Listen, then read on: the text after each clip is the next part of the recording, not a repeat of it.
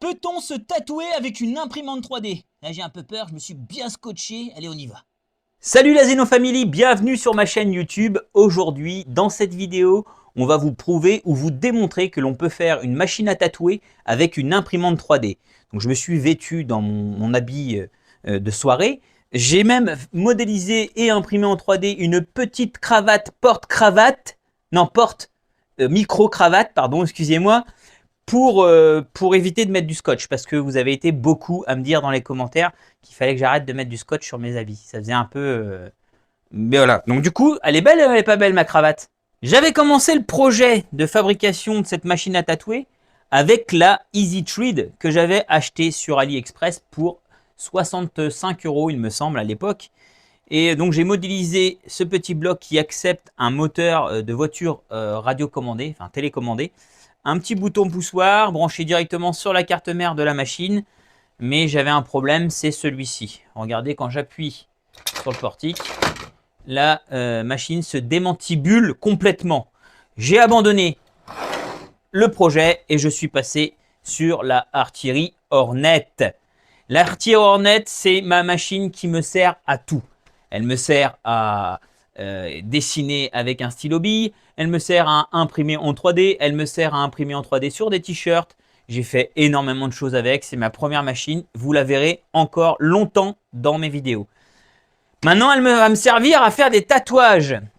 J'ai modélisé en 3D la petite tête que vous voyez ici, toute jaune, que j'ai nommée Ink Hornet, pour, si je ne me trompe pas, frelon à encre, ou encre de frelon, je ne sais plus, l'un ou l'autre, qui accepte en fait la machine à tatouer que j'ai achetée sur AliExpress à 18 € il me semble, je crois, qui sert à tatouer les sourcils et les contours de lèvres. Donc 18 €, c'est de la merde, hein, on est bien d'accord. Sauf que ben j'ai pas beaucoup de budget, vu que je ne suis pas encore rémunéré sur YouTube. Donc je prends au moins cher, on est bien d'accord. On va faire un test ensemble pour vérifier si mon installation fonctionne. J'ai aussi modélisé cette petite cale que vous voyez là en jaune qui rehausse mon Z, donc la hauteur de mon portique, de 11 mm par rapport à ma peau synthétique. Comme ça, elle pourra venir se positionner au bon endroit quand il faudra tatouer. J'ai aussi modélisé donc ce petit module ici qui tient la télécommande, qui peut se balader sur l'axe, sur le portique de l'imprimante 3D. C'est alimenté avec un câble USB branché sur un chargeur de téléphone. Tout va bien, ne vous inquiétez pas. On va lancer ça ensemble. Pour lancer ça, la première chose qu'il va falloir faire, c'est utiliser de l'encre. Alors l'encre de Chine, pour moi, ça ne me plaît pas du tout. Déjà, parce qu'il fallait en acheter. J'utiliserai cette encre. Alors si je ne me trompe pas, c'est les encres à tampons. Vous savez, les tampons bureautiques. On va utiliser ça, ça va être très très bien. Vous allez voir, ça fera le job, je suis persuadé. On va en prendre un petit peu dans le bouchon. Et puis, ben, on va y aller, quoi. Je m'en fous partout sur les doigts, comme d'habitude, hein, on est bien d'accord. On met ça ici. On allume la machine. Voilà, un petit peu. On l'éteint et on va lancer le G-code que j'ai personnalisé. Je vais me laver les mains parce que c'est dégoûtant. Ça fouite. Et je vais lancer le G-code. On va lancer le G-code qui va me permettre de tatouer sur la peau synthétique qui est ici. Je vais vous cacher l'écran, on va lancer le fichier parce que je ne veux pas que vous voyez en fait ce qu'on va tatouer sur la peau synthétique. Donc là j'y vais, je lance le G-code et c'est parti. Donc je vais vous cacher l'écran pour pas que vous voyez. Donc là elle va faire son petit bisbis. Voilà. Et on va lancer. Donc quand je vais allumer la tatoueuse, elle va partir directement là où il faut qu'elle tatoue, à peu près au centre de la peau synthétique. Donc j'ai pas enlevé la purge, hein. C'est une purge comme, c'est une purge d'impression 3D.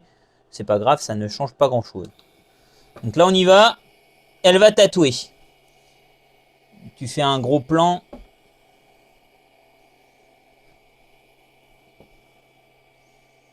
Voilà.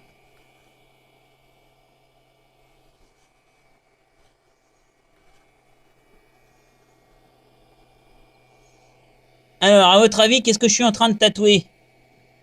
Ça a des formes arrondies. C'est magnifique. En tout cas, ça fonctionne super bien. Je suis content du truc. Pour l'instant, ça marche. Ça marche du tonnerre. On va aller jusqu'au bout. Ah ouais, je vous fais pas de coupure. On va jusqu'au bout du tatouage. C'est magique. C'est terminé. Un joli petit cœur. On va enlever le surplus d'encre. Alors, je vais essayer d'enlever le surplus d'encre avec du bioéthanol, acheté à Action. Je fais pas de pub, mais on va essayer d'enlever avec ça. Un petit bout de sopalin, enfin de papier essuie-tout.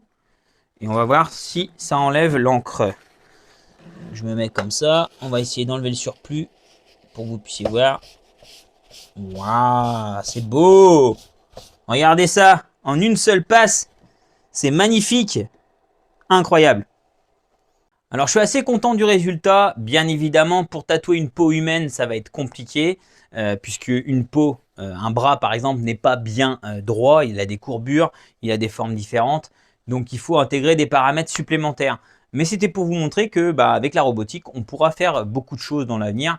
Et je suis sûr et certain que la technologie existe déjà et qu'avec un robot avec plusieurs axes et des capteurs sensoriels, on arriverait à tatouer une peau convenablement. Merci d'avoir regardé cette vidéo. On approche des 16 000 abonnés sur YouTube.